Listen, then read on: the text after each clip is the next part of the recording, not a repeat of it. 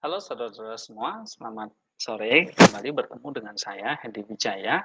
Hari ini, atau kesempatan kali ini, saya akan melanjutkan seri pengajaran Filokalia.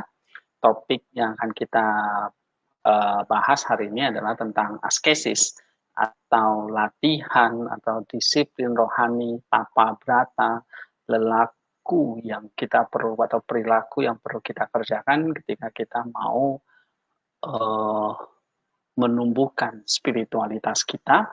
Dalam hal ini bagaimana iman kita bertumbuh, menghasilkan berbagai macam kebajikan-kebajikan yang Tuhan perintahkan kepada kita untuk kita kerjakan. Sehingga iman ini semakin dewasa, makin bertumbuh di dalam Kristus, dan pada akhirnya kita mencapai yang namanya dispassion dan kasih atau love yang akan semakin membakar kita, memurnikan kita menjadi semakin hari semakin serupa dengan Kristus. Nah, oleh sebab itu saudara-saudara, kita perlu melakukan apa yang namanya satu latihan atau disiplin atau disebut dengan askesis, ya, yang merupakan bagian dari penting dalam spiritualitas filokalia, khususnya para bapak gereja yang atau para bapak monastik ya, dari tradisi monastik ataupun di dalam bapak padang gurun yang sangat menekankan tentang askesis ini. Askesis ini adalah satu latihan disiplin secara kontinu setelah kita percaya dan kita dibaptis dan terus kita kerjakan sampai seumur hidup kita. Kita bisa lihat di dalam 1 Korintus pasal yang ke-9 ayat 26. Saya akan bacakan teksnya ini ya, di mana askesis ini begitu penting seperti yang dituliskan oleh Rasul Paulus. Dia katakan, sebab itu aku tidak berlari tanpa tujuan dan aku bukan petinju yang sembarangan saja memukul, tetapi aku melatih tubuhku dan menguasainya seluruhnya, supaya sesudah memberitakan Injil kepada orang lain, jangan aku sendiri yang ditolak. Nah, ini artinya apa? Bahwa pelayanan pemberitaan Injil itu adalah satu sisi adalah buah dari hasil askesis, hasil latihan kita ya, yang akan semakin menyempurnakan pelayanan kita itu sendiri. Jangan sampai kata Rasul Paulus, pelayanan kepada Kristus, tetapi kita sendiri yang akan ditolak karena kita tidak mengerjakan pembaruan spiritualitas kita. Jadi, saudara, pelayanan kepada Kristus harus dibarengi dengan pertumbuhan secara spiritualitas. Nah, oleh sebab itu di situ Rasul Paulus mau memerintahkan kepada kita supaya kita itu mengerjakan, ya, melatih, pomel, disiplin atau askesis, ya, bahasa Yunani itu adalah upopiazo. Oke, upopiazo itu berarti kita strike, kita torment, kita benar-benar pomel, kita benar-benar disiplin. Apa? Yaitu tubuh kita. Sehingga tubuh kita itu benar-benar subdue, ya, benar-benar subjection kepada iman itu sendiri, kepada hal-hal yang memuliakan Allah, bukan kepada hal-hal yang bertentangan atau melawan Allah. Dalam hal ini nafsu jahat atau nafsu daging yang akan membinasakan kita. Sehingga Rasul Paulus di sini sangat aware sendiri, sadar sekali bahwa jangan sampai dia sendiri yang ditolak. Nah, berdasarkan titik ini, maka spiritualitas kita adalah spiritualitas askesis ya. Teologi yang kita pelajari, firman Tuhan yang kita pelajari itu pada dasarnya akan berujung kepada proses kita menuju kepada keselamatan, yaitu di mana kita tidak ditolak oleh Kristus, dan itu artinya kita semakin mengerjakan pembaharuan atau pemurnian diri kita, semakin memulihkan diri kita dari hawa nafsu dengan cara kita melatih tubuh kita dan kita kontrol, kita menguasai, kita menaklukkan kedagingan kita ya di bawah latihan-latihan tersebut. Nah, kita akan lihat apa yang diajarkan misalnya salah satu bapak gereja atau penulis spiritualis filokalia, yaitu Gregory Palamas ya. Bagaimana dia mengajarkan askesis tentang hal ini. Kita akan melihat beberapa kutipan dari bukunya ya di dalam tulisan di dalam Filokalia volume yang keempat. Sebelum kita ke situ, saya ingin menunjukkan satu ayat yang penting, yaitu Roma 8 ayat 13. Di situ dikatakan, sebab jika kamu hidup menurut daging, kamu akan mati. Tetapi jika oleh roh kamu mematikan perbuatan-perbuatan tubuhmu, kamu akan hidup. Itulah inti poin dari askesis, yaitu kita bisa menguasai hawa nafsu daging kita, sehingga kita bisa mematikan perbuatan-perbuatan kedagingan tersebut. Dan disitulah kita akan hidup, artinya kita tidak akan ditolak, tetapi kita akan hidup, memperoleh hidup yang kekal bersama dengan Kristus. Nah baik saudara, kita lihat Gregory menjelaskan bahwa bagaimana perjuangan manusia sebagai ciptaan itu bisa berelasi dengan Allah sebagai pencipta. Nah Allah menciptakan segala sesuatu dari yang tidak ada menjadi ada. Dan manusia sebagai ciptaan mulia karena diciptakan segambar dan serupa dengan Allah. Nah, dia menuliskan bahwa hanya kita ini yang memiliki intelligence, ya, yaitu intelek dari soul kita. Oke, nah, this is not celestial, tetapi supra celestial. Artinya kita diberikan intelijen yang bisa berelasi dengan Allah, ya, bukan hanya dengan sesama ciptaan, tetapi berelasi dengan pencipta.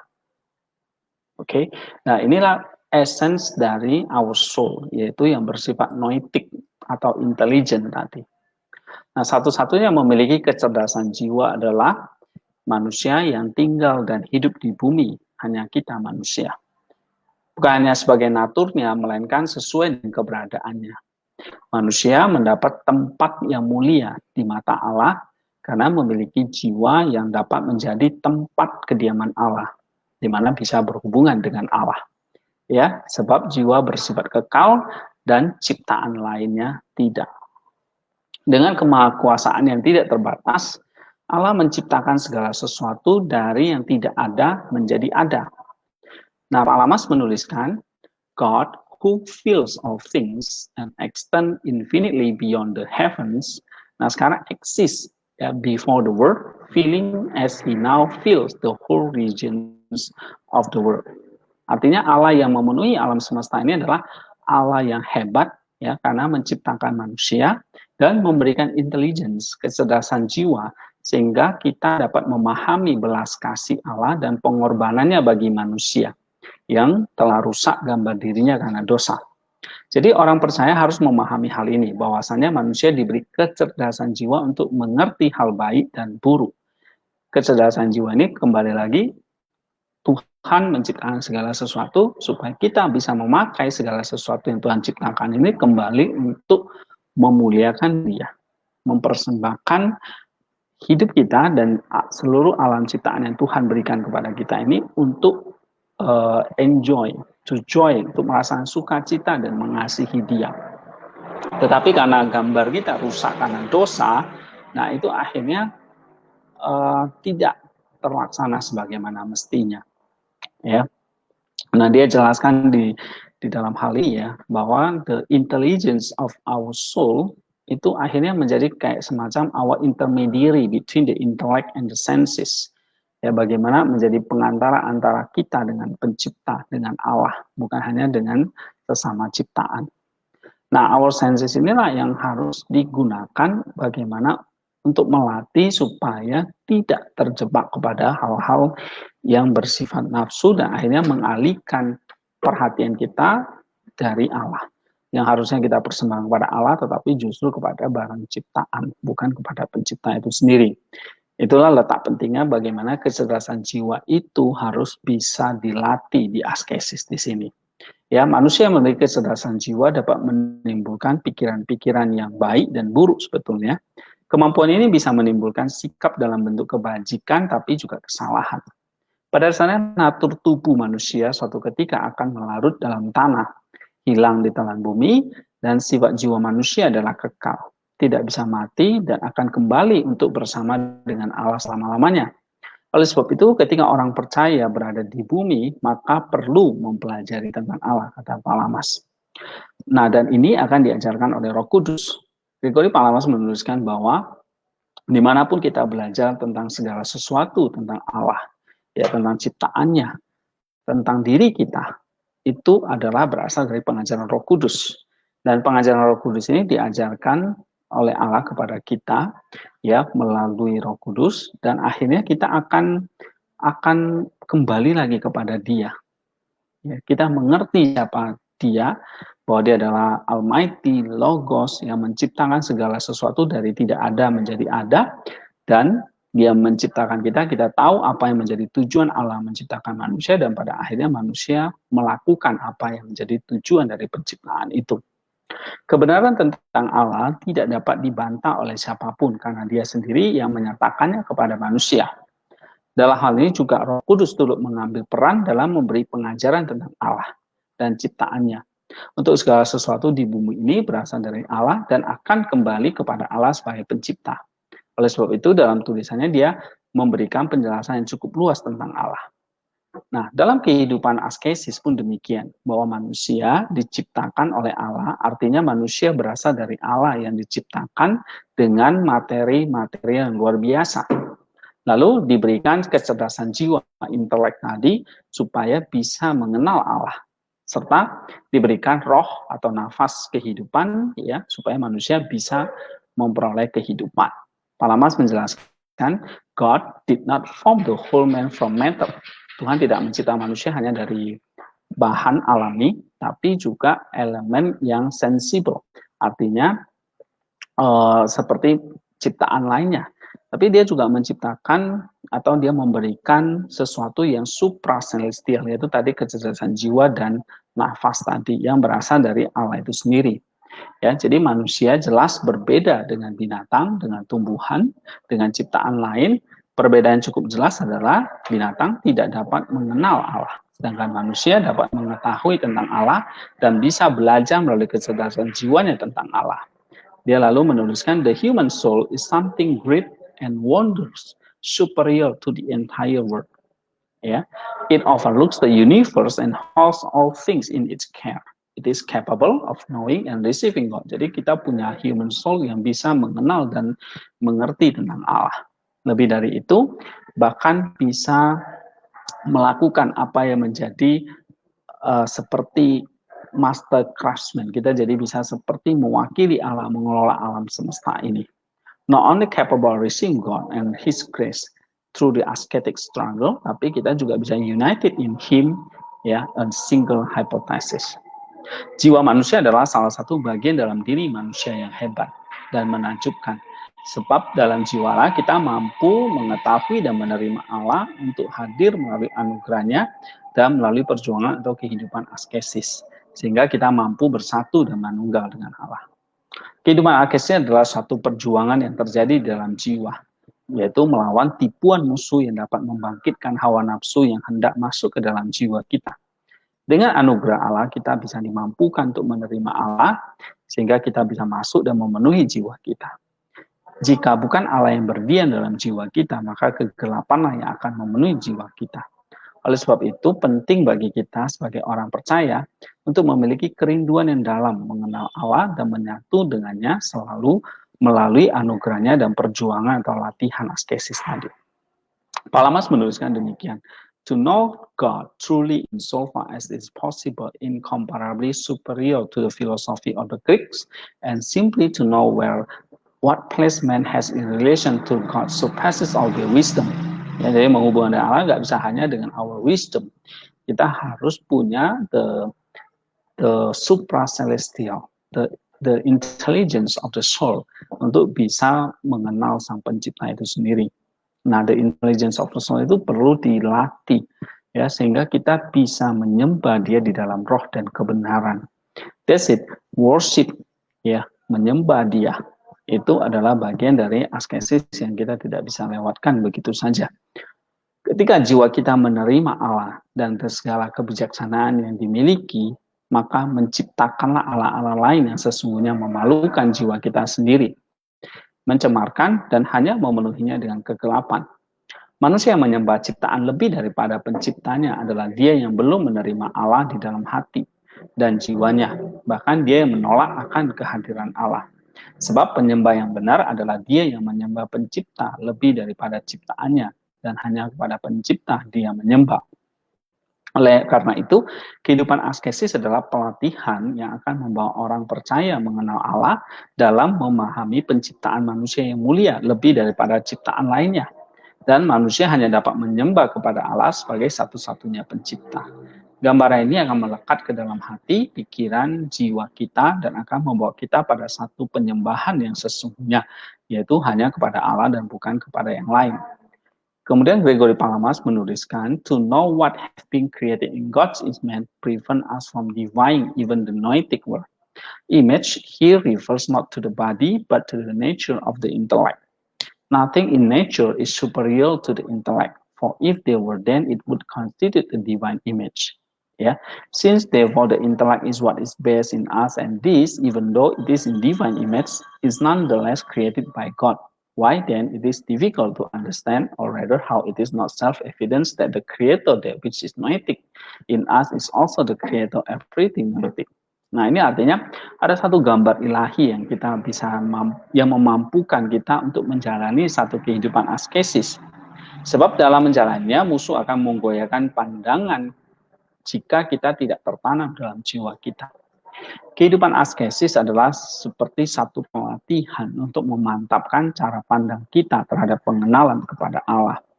Karena kita sudah diberikan noetik tadi, intelijen tadi, sehingga kita bisa memantapkan cara pandang kita terhadap Allah melalui kehidupan askesis. Walaupun demikian, dalam menjalani kehidupan spiritual, terdapat juga pertentangan-pertentangan terjadi dalam pikiran kita, yang mana orang percaya kan selalu atau kejahatan. Palamas menuliskan demikian, the spiritual and noetic soul yang harusnya dipakai untuk mengenal Allah pada dasarnya mendapat pertentangan antara good and evil, baik dan jahat. Nah, ini membuktikan bahwa the goodness does not have goodness, evil either. Both are as it were qualities, and when either is present is because the soul has chosen it. Maksudnya adalah ini berkaitan dengan moral yang sesungguhnya yang berada dalam diri manusia. Oleh sebab itu, kesadaran akan memberi penerangan bagi kita untuk selalu bersiaga pada setiap pilihan yang ada, baik itu tentang kebaikan maupun tentang kejahatan. Maka seperti tadi Rasul Paulus mengatakan, ada perbuatan daging dan ada perbuatan roh. Nah, pilihan itu ada pada noetik kita, bagaimana kita melatih noetik itu untuk memilih yang baik. Itulah kehidupan askesis. Ini akan melatih pikiran-pikiran kita, emosi kita, kehendak kita, desire kita untuk merespon hal-hal yang berkaitan dengan kebaikan. Dan juga melatih pikiran kita untuk tidak merespon hal yang berkaitan dengan kejahatan. So, askesis akan menimbulkan the moral choice. And then the moral choice itu yang menentukan apakah kita hidup di dalam kekudusan atau tidak. Nah, yang menentukannya adalah kehidupan perhatian penuh kepada Allah, yaitu askesis itu sendiri. Ya, Palamas menuliskan bahwa sikap hati, pikiran yang selalu berjaga-jaga, serta memiliki waktu-waktu khusus untuk berkontemplasi, yaitu melatih memusatkan perhatian penuh kepada Allah, sehingga dapat mengelola pilihan-pilihan yang muncul dari dalam diri sendiri, berkaitan dengan kebaikan maupun kejahatan. So, askesis itu menjadi satu pilihan bagi kita untuk menentukan pilihan antara kebaikan atau kejahatan. Kehidupan askesis adalah satu pelatihan untuk membawa kita mendekat kepada Allah. Sebab dia adalah kebaikan, sehingga untuk dapat mencapainya adalah dengan mendekatkan diri kepada Allah. Palamas menuliskan, setiap ciptaan ya haruslah selalu mendekat kepada dia. Karena Allah itu adalah bersifat natural dan kita diciptakan dari nature tersebut, maka kita harusnya bersesuai dengan natur ilahi yang Tuhan ciptakan kepada kita. Nah, pada akhirnya memang kita akan participation di dalam nature-nya. Nah, participation di dalam nature-nya itulah adalah tujuan dari penciptaan itu sendiri, ya, bahwa kita yang nature harus transform beyond the nature. Artinya bahwa kita harus memakai bagaimana kehidupan askesis itu membawa kita transcend, ya, naik terus kepada Dia. Nah, saudara-saudara, penting sekali sifat luhur Allah adalah berkaitan dengan kebajikan. Bagaimana kita mendekatkan diri kepadanya dengan hal yang baik atau berkat. Orang percaya yang rindu mendekat kepada Allah melalui kehidupan askesis akan menikmati dan suka kepada hal-hal yang berkaitan dengan kebaikan, kekudusan, keberkatan, dan sebagainya. Tentu peperangan di dalam hati, tetapi melalui kehidupan askesis, peperangan kita adalah melawan kejahatan yang muncul sebagai bentuk tipuan maupun esensi natural dari manusia itu sendiri. Jadi askesis selalu diperhadapkan kepada pilihan moral, dan pilihan moral itu yang akan menentukan kebaikan, kekudusan, keberkatan yang kita terima di dalam peperangan di dalam batin ini. Kuncinya adalah di dalam bagaimana kita mengelola hati ini dengan menyiapkan semacam latihan-latihan yang akan terus kita kerjakan di dalam kehidupan ini. Ya, sehingga kita akan makin lama bertumbuh menuju kepada natur kita, kata Pak Lamas. Ya, askesis ini seperti pencucian bersih dari batu dan pasir untuk mendapat dikatakan oleh Kristus adalah teosis atau pengilahian. Nah, itulah askesis. Pada akhirnya kembali kepada nature, kembali kepada natur ilahi kita, yaitu sebagai gambar dan rupa Allah, dan pada akhirnya gambar itu menjadi rupa Allah. Jadi saudara-saudara, tujuan latihan atau askesis adalah supaya kita tidak menyerah, supaya kita itu menghasilkan atlet-atlet organ rohani. Dalam 2 Timotius 2:5 dikatakan, seorang ragawan hanya dapat memperoleh mahkota sebagai juara apabila ia bertanding menurut peraturan-peraturan olahraga. Itulah askesis itu. Ya, jadi tujuan dari askesisnya adalah bagaimana kita merontokkan diri kita dari kelebihan berat lemak-lemak rohani, kata Oliver Clement. Ya, nah saudara, kita percaya bahwa askesis harus didukung dalam kehidupan kita bergereja. Sebab gereja ini adalah rumah sakit bagi orang berdosa, namun juga adalah gelanggang olahraga rohani. Ya, 1 Timotius 4 ayat 7-8 terakhir, latihlah dirimu beribadah, latihan badani terbatas gunanya, tetapi ibadah itu, askesis itu maksudnya berguna dalam segala hal, karena mengandung janji baik untuk hidup ini maupun untuk hidup yang akan datang. 1 Timotius 4 ayat 7-8. Nah, saudara-saudara, kiranya gambaran singkat tentang askesis ini menambah daya semangat juang kita menjadi olahraga rohani, atlet-atlet rohani yang sedang berjuang, berlomba lari di dalam gelanggang olahraga, sehingga kita bisa memenangkan pertandingan tersebut. Dan pada akhirnya kita dimampukan untuk mencapai serupa dengan Kristus melalui anugerah Allah di dalam gereja. Thank you semuanya yang sudah menyaksikan. Semoga penjelasan ini memberkati kita semua dalam mengerjakan pertumbuhan kerohanian kita bersama dengan Kristus di dalam Roh Kudus. Amin. Sampai jumpa semuanya.